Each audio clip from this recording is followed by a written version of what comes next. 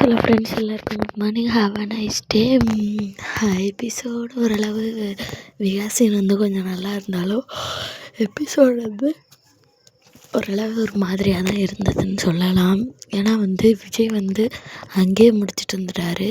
ஆனால் சித்தப்பா வந்து இதை வந்து குடும்பத்துக்குள்ளே இழுத்து விட்டு அவர் நாரதர் வேலையை சிறப்பாக செஞ்சுட்டாரு.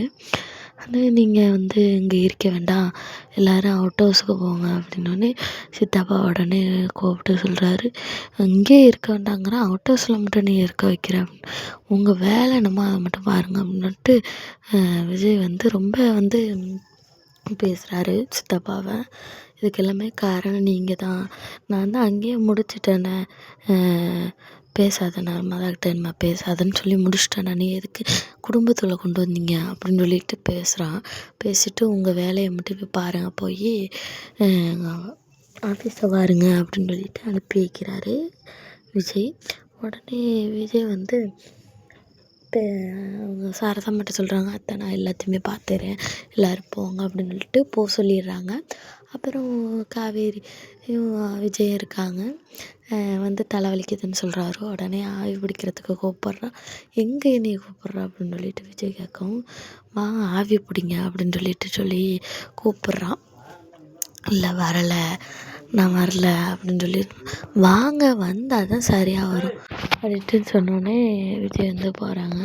போய் அப்புறம் ஆவி பிடிக்கிறது, உள்ளே நல்லா மூஞ்ச கொடுங்க, கொடுத்தா தானே சரியாகும், நான் எனக்கும் இப்படி தான் கொடைக்கானலில் இருக்கும்போது கிளைமேட் சரியில்லாதப்போ நான் பண்ணுவேன், சரியாக போய்டும் அப்படின்னு.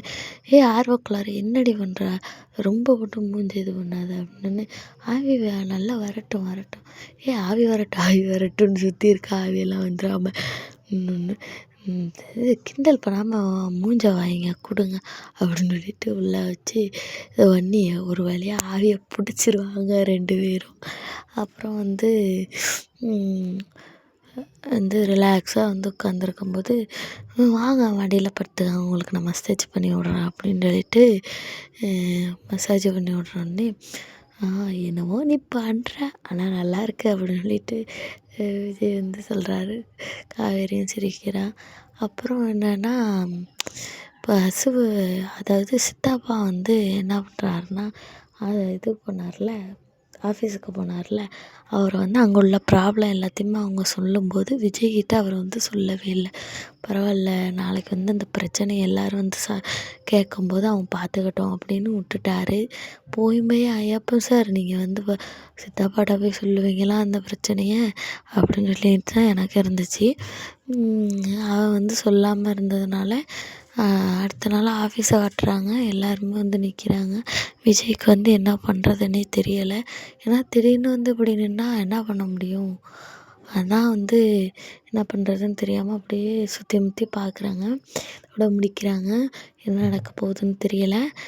பரபரப்பாக நடந்துக்கிட்டு இருக்குது. ஆஃபீஸில் வந்து இவ்வளோ பிரச்சனை வந்தது, அதை வந்து கொண்டு போகிற மாதிரி தான் காட்டுவாங்கன்னு, ஒரு வாரத்துக்கு அப்படி தான் காட்டுவாங்கன்னு நான் நினைக்கிறேன்.